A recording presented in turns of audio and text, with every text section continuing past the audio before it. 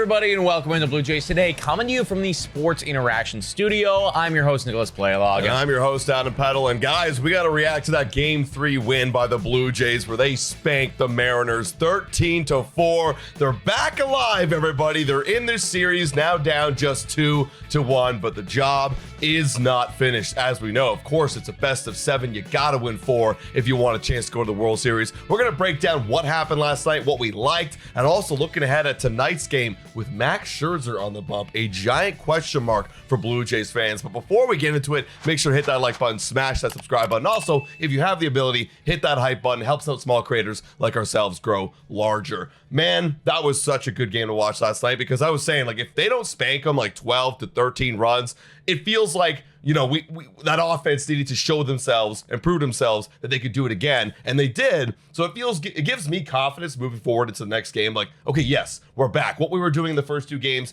the hits weren't landing. Now they're finally landing in a big number. You could not have scripted a better game if you were a Toronto Blue Jays fan. Like, that was just perfection across the board. Pitching was solid, and it battled through some adversity, too, because that first inning, Shane Bieber gave up a 2-run shot to Julio Rodriguez, who's been kind of a demon in this series so far, and we're sitting there thinking, oh, boy, it's going to be one of these. He was leaking a bunch of breaking stuff over the middle of the plate. Wasn't looking good in that first inning, and then made a big adjustment, came out, had inevitably a very solid outing against a strong lineup. And on the flip side of things, our lineup capable of coming back 2-0 and then absolutely piling it on to the Seattle Mariners. And George Kirby, who on the other side of things looked really good in inning 1 and then not so good as the game went on. 4 innings, 8 earned runs. Thank you. I will take that. So yeah, across the board, could not be a better game for these Toronto Blue Jays. But what is really interesting is that they honestly didn't change a whole lot from what they were doing in Game 1 and Game 2. Yeah, we were breaking down the stats that, you know, the expected batting averages were pretty high for the Blue Jays compared to the Seattle Mariners, and we were getting out hit a crap load. And what's interesting is, I was saying this before, like, in this off day, you got to study up your opponent and understand what they're trying to do to attack you and attack those pitches. The ones that you want to attack, go ahead and attack them. And funny enough, you had George Springer come out and talking about that, the game plan against George Kirby. Right here, here's a quote from him from Sportsnet saying, "It comes down to taking more shots at where you think the pitchers are going to be pitching. And if not, be okay with being 0-1 instead of 0-for-1. We've been saying that all year. It's an adjustment. It's kind of just like a cat and mouse game. Kirby may be different, but we have to be really, really focused on understanding where we could do damage against this pitching staff." And that's just the fact of the matter, right? Like, if you stick with your game plan, it should come through. The Blue Jays all season long, the reason why they're so good at coming back and having these monster bounce back games is they don't panic when they're down in a series, or they don't panic if they go on a little losing streak, because they know the approach that's gotten them to this point so far. They know that they can keep reapplying that same adjustment and do damage the next following day. And as the season progressed, we realized that approach, it had a lot to do with ambushing those pitchers. Now, in Games 1 and Game 2, they were doing that or trying to do that, but the hits weren't falling. And that is going to happen, right? There is a high risk whilst there is a high reward with that strategy. And there's going to be stretches of time where it doesn't work out. And ultimately, to win a World Series, you just got to hope that those stretches are kept to a minimum. That being said, though, on the first pitch this postseason, they've been monsters. They're batting .429. They got 6 home runs against it. They got 12 extra base hits. So large in part over the course of this postseason, ambushing the pitcher, taking a gamble on that first pitch, right? You look at the charts of how often he throws something, you're thinking to yourself, he likes to get ahead with that breaking stuff, right? Or he likes to, you know what I mean? Like, those things. So you're going to take that gamble, and then if you're 0-1, no big deal. But ultimately, they have been doing a lot of damage on that first pitch. We saw that yesterday, too. It just felt consistently, we were attacking, and George Kirby just wasn't capable of adjusting. Yeah, swing at the first pitch pitch, it's probably going to be a strike against some of these quality pitchers in the postseason. Now, a guy that we got to give some flowers to is, of course, Vladimir Guerrero Jr., who hit his 4th home run of the postseason in just 7 games. Right now, he is doing some historic stuff. Blue Jays Vladimir Guerrero Jr. is the 2nd player in MLB history with 13 hits, 10 RBIs, 5 extra base hits, 4 home runs, again, through the first 7 games of a single postseason. He joins Carlos Beltran in the 2004 Astros postseason. I mean, Vladimir Guerrero Jr., this is the guy we needed. He was over. Everyone was saying, oh, he's done, he's whatever. If that happened in the middle of a 162, him going 0 for 7 in a series, you would never blink or bat an eye. Now he comes out and does what he did last night, doing some damage, hitting a homer, hitting a double, almost hit a triple. Yeah, I was gonna say almost hit the cycle. Very close to getting the cycle. He probably could have tested for it. Now, if everyone was going 100%, I do think he would have been thrown out. But Julio Rodriguez was looking a little. I don't want to say sluggish. I think he was being kind of nice to Vladdy. I think he was giving him the chance, opening the door a little bit. Not giving it to him for free, but he wasn't going 100% in the outfield. So Vladdy could have tested for it. He inevitably didn't, but still, incredible game for him, going 4 for 4. And just, I don't want to say putting the team on his back because the rest of the guys were also going great. I mean, like Kirk was going nuts, and George Springer was doing stuff, and Nathan Lucas. Everyone's doing it, so he didn't actually have to put the team on his back, but he certainly performed in a big game when we needed him to. Absolutely, up and down the lineup. Even Addison Barger, shout out to him right at the end. The kid needs to get going. He's been 0 for a lot. Then he hits that little inside fastball home run over the right field wall. Hopefully that gives him a little bit of confidence because he's going to be batting down that 7 spot now with apparently Anthony Santander up in the 4 hole. Offense has been great. That is the bread and butter for the Blue Jays season so far, and it's the bread and butter for this postseason. But the pitching staff, as we know, coming into the postseason has not been the best. In fact, they're actually the worst pitching staff amongst all postseason teams and, of course, the remaining postseason teams. And the Achilles heel for the Blue Jays is that first inning homer. And we actually saw that last night, and we thought for the longest part until they came out and started scoring runs, this is it. We could be down 0-3 because we just gave up a first inning bomb. And it's not fun playing from behind. And the Blue Jays have allowed 38 first inning home runs this season. That's tied for the most in the MLB. And it's hard to criticize this pitching staff because this is what they are, right? Like, they have been doing this all season long. So giving up a first inning homer just kind of feels like, well, that's what we expect from these guys. And it's tough because the guy going up on the mound today for the Blue Jays, he gives up a lot of homers as well. So it's kind of what we have to expect. We have to work around. Well, to speak a little bit about that I guess just the pitchers as a whole here.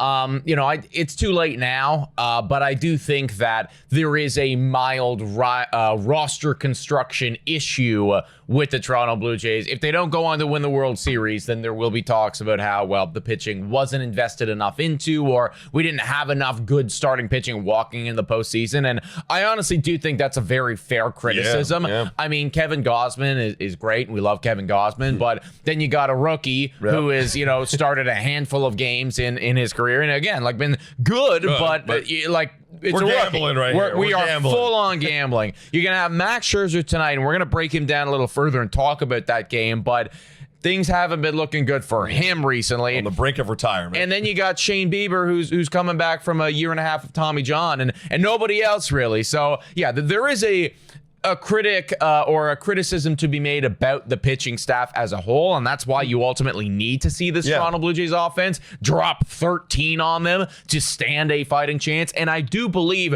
that that's going to be even more so emphasized this evening tonight. It is going to be Max Scherzer on the bump up against Louis Castillo. Max Scherzer, he has not thrown in a while, everybody. Now, John Schneider came out and said he thinks that's a good thing. He thinks the rest is a good thing. And I don't think that Max Scherzer, being a future Hall of Famer, is going to forget how to pitch the baseball. No.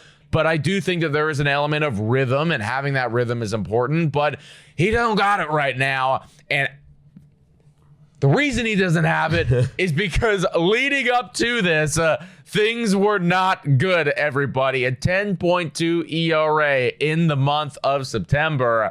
He's starting the ball game tonight. Thoughts on that, Max? Obviously, you're talking about the roster construction. There's other guys on this roster I'd rather have take the ball in the first inning instead of Max Scherzer.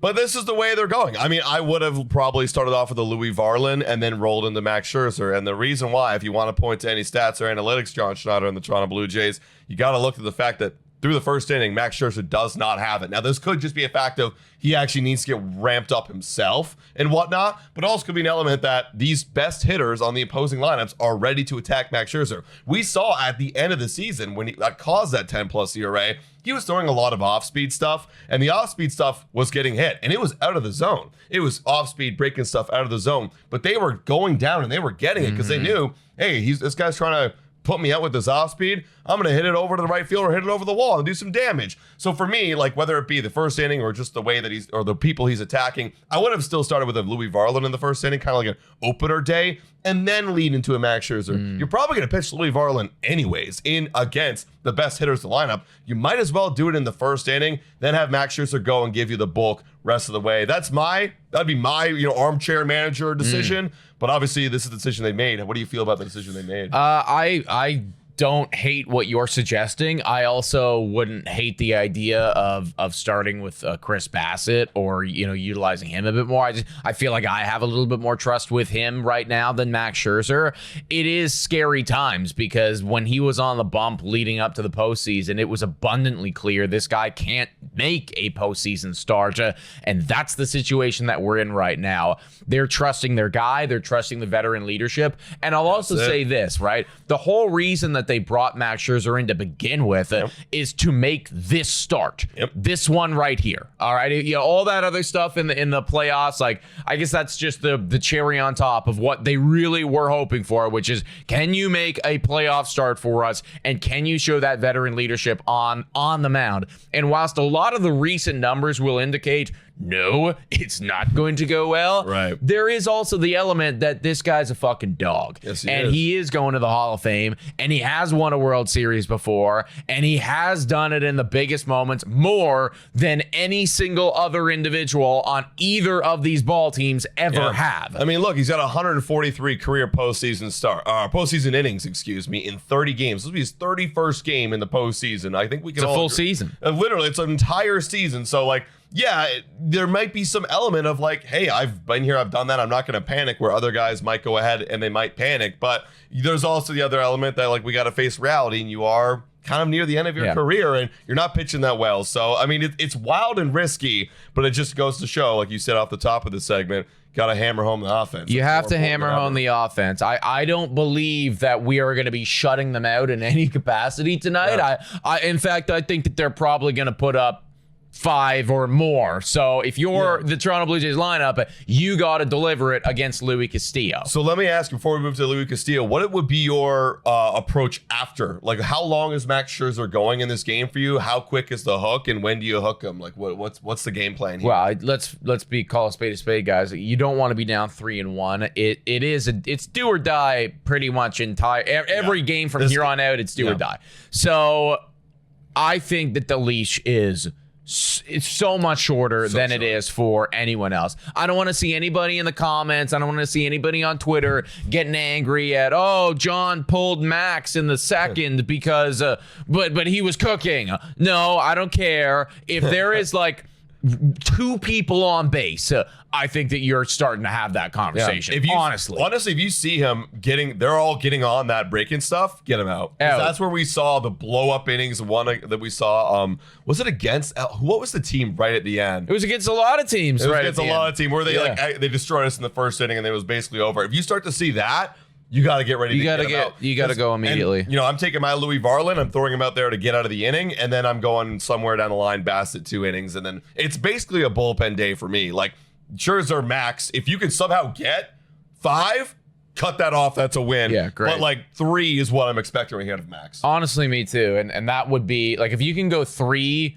Score I'm saying score. Even if you went 3 innings, 1 or 2 earned runs, I actually don't hate that very much. Just considering everything that we've talked about here. Now, on the opposing side of things, they got Luis Castillo. On the season, the Toronto Blue Jays have done rather well against him. Now, he had 2 starts. In those times, he gave up, or has an ERA, of 7.2, 8 strikeouts, 2 appearances. Those took place very early on in the season, though, back in May and in April. So, you could argue different lineup, different pitcher from, who knows, right? Lots of different things could have changed between now and then. He's kind of the opposite of Max Scherzer, though, in the sense that the first innings, or starting the game anyways, he's very, very good. In those first 2 innings, the opposing batters have an opponent OPS, under the 700 mark. Then in the 3rd and the 4th inning, that's usually when he runs into a little bit of some trouble. People start doing pretty well against him. And then if he can make it through there, you got the 5 and the 6, and if you make it into the 7th inning, he's actually just dominant. So it's really, can you get him out kind of that second time through the lineup? If not, then that probably means that he's on a heater, in which case we're going to be in for a long day. Yeah, you got to be able to find a way to get him out early, because if he gets locked in, he's going to be cruising throughout this entire game. And this might be a type of approach where you got to wear him down. Now, I don't want to change their approach because it works so well, attacking the first pitches. But if you happen to find yourself deep in the count, choke up on the bat and starts fouling off pitches, because you got to get him out of this ball game, because he can go on a deep run. Now, what makes Luis Castillo so tough to pitch or to hit against is the fact he's got 4 different pitches right here that all move in different directions. He's got the 4-seam fastball, the sinker, the slider, and as well the changeup. And it's kind of working like this little triangle, the sinker kind of in the middle of the plate. And what makes him tough is he could throw any one of these pitches at any time. This is a Plinko chart, which shows throughout the entire at-bat what pitches he go with. Red being the 4-seam, orange being the sinker, yellow being the slider, and green being the changeup right here. And as you can see, when you start off 0-0, it could be any one of these pitches. Yeah. George Springer, like he said, I could be starting with one pitch. I got to be zoned in the one pitch right out of the gate. It could be literally any one. So the Blue Jays got the work cut out for them. They might need to eliminate a certain speed. They might need to sit hard, right? And then if you get the sinker, just be aware, don't pound it into the ground, because that's what he'll do. He'll pound a lot of ground balls. Yeah, exactly. And I do think that honestly, this is a really good matchup for Seattle, right? Like our whole game plan is we want to ambush, we want to attack on that first pitch. Well, it's really tough to know what you're getting, right? So if you're sitting on that 4-seam, but then, and you swing at it, you're attacking it, but then the ball starts dipping on you because it actually is a sinker, well, either that's going to result in a swing and a miss, or weak contact, or just an out in general. So this is going to be a tough matchup for Toronto. Granted, they were capable of getting to him previously, early in the season, mind you, but still, they were capable of doing it. All that being said, offense looked elite yesterday. Max Scherzer questionable on the bump. He's going to have a short leash. Luis Castillo, good pitcher that we've gotten to. All of these things, where are you at for today's ball game? I got to go with my gut. I always do. I'm thinking that this one might be a loss just because of the matchup. I mean, we're definitely not in a favorable position. The only way we win is the offense goes crazy on Castillo and some magic happens. I'm going to say we lose this one 8-. We have gotten Castillo 8-6. Competitive ball game. We're going to be down 3-1. I hope to God I'm wrong. Believe me, that's the brain part of me. I want to win this game. Where are you at? I think that you're onto something there. And I do think that all of everything is indicating this is going in Seattle's direction. That being said, though, the offense looked elite yesterday, and if they can just get a couple more of those bounces going in their direction, like if the math can continue to turn over because those first 2 games, math wasn't working for us, right? And then you could argue, well, maybe yesterday we were even getting kind of lucky in some regard. If the math can keep doing what it did yesterday, we're going to be in for it. However, I'm not gonna sugarcoat it. We are behind the 8 ball in this matchup. We're not going to be favored by Sports Interaction, I can tell you if I had to bet my life, I would say that we would lose this one. But folks, let us know your thoughts about all this in the comments down below. Please make sure to hit that like, smash that subscribe button, hit the hype button as well. $4 a month become a YouTube member. Shouldn't thank all of our current YouTube members. You guys are amazing. Guys, thank you so much for watching. And as always, go Jays, go!